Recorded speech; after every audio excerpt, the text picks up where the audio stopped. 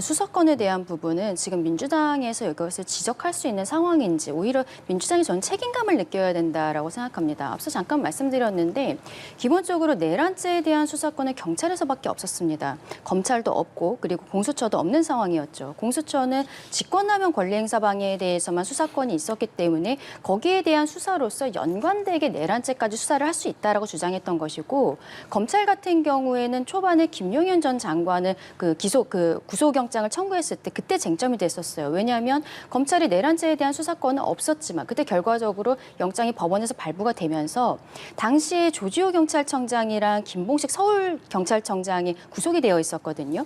이렇게 경찰이 관련된 사건에 대해서는 검찰의 수사권이 있다라는 것이죠. 그래서 경찰 사건에서 연결해서 내란죄까지 엮어져 있었던 것입니다.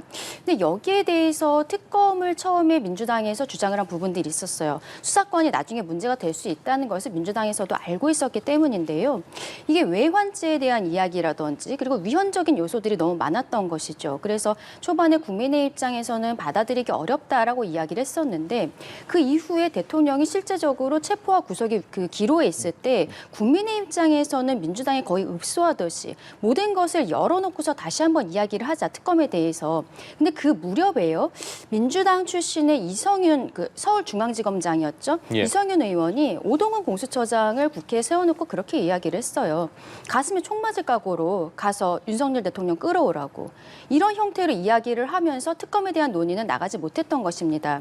그 와중에 이제 공수처 같은 경우에는 체포영장이 첫 번째에선 안 됐었고 그리고 두 번째 영장은 본인들이 인력이 부족하니까 경찰에게 위탁하듯이 한번 해와라라고 했는데 경찰이 거부를 했고 본인들이 다시 나간 이런 총극 벌어지지 않았습니까? 공수처와 검찰에서의 수사권이 없었다라는 것은 민주당이 알고 있었음에도 불구하고 당시에 대통령에 대한 어떤 망신 주기를 위해서 체포와 구속을 무리하게 진행을 했었던 민주당이 지금 이 상황, 수사권에 대한 상황에 대해서 검찰이나 공수처에 대해서 문제 제기할 수 있는 자격이 있는가? 그 부분이 의문입니다.